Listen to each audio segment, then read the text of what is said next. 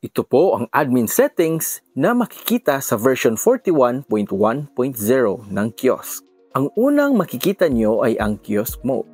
Click nyo lang po ito para bumalik sa Kiosk Mode ang inyong machine at makakapag-transact na kayo ulit.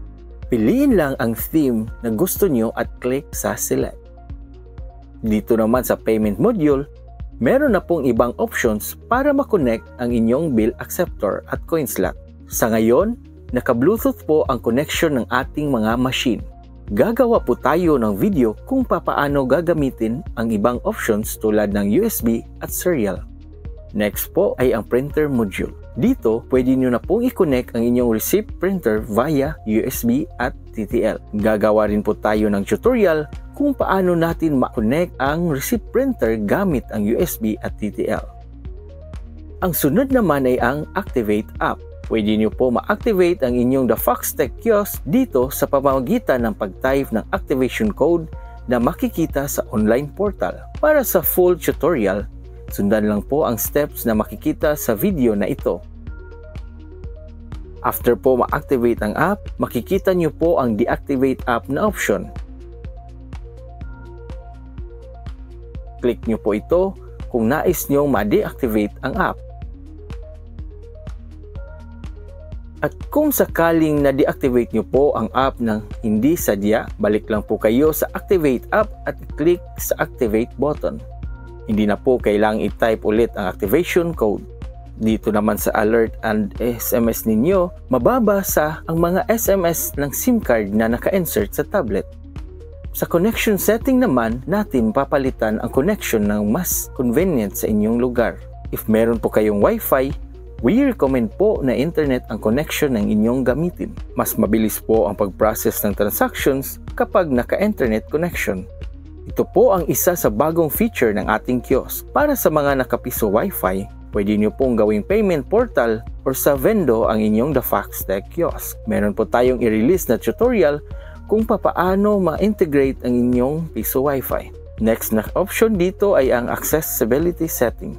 Click nyo lang po ang The Foxtecc icon at itoggle on lang po dito para mabigyan ng full access ang The Foxtecc app. Kailangan po na naka-enable to upang maiwasan ang mga aberya. Nakalagay na rin po dito sa admin settings ang Android settings. Pagka-click nyo po sa Android settings, mabilis nyo lang po ma-access ang settings ng inyong tablet. Next po ay ang change pin. Ang default pin po ay 0000. Paki-set up po ng bagong pin upang hindi po ma-access ng iba ang inyong kiosk. Dito sa sales inventory, makikita nyo po ang total sales ng inyong kiosk. Makikita nyo rin sa upper right corner ang total unused credits. Pagka-click nyo sa filter button, pwede nyo pong maset ang time frame or duration. For example, 15 days.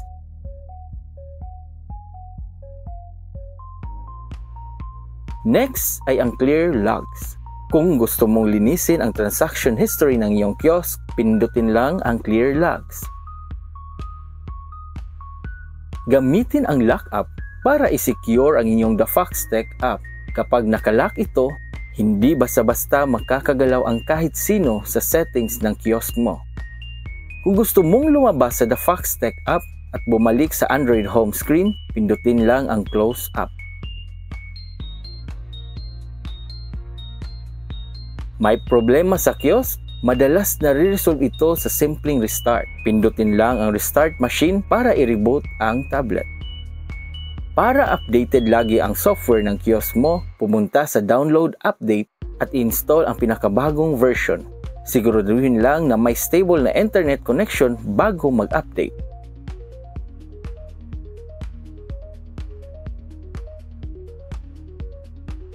May tanong o kailangang tulong? Pumunta lang sa help and feedback para makita kung paano mo mako-contact ang technical support. Sa about section, makikita mo ang mahalagang impormasyon tungkol sa iyong kiosk gaya ng activation status, SIM card number, Android version at iba pa. Useful ito para sa diagnostic at support.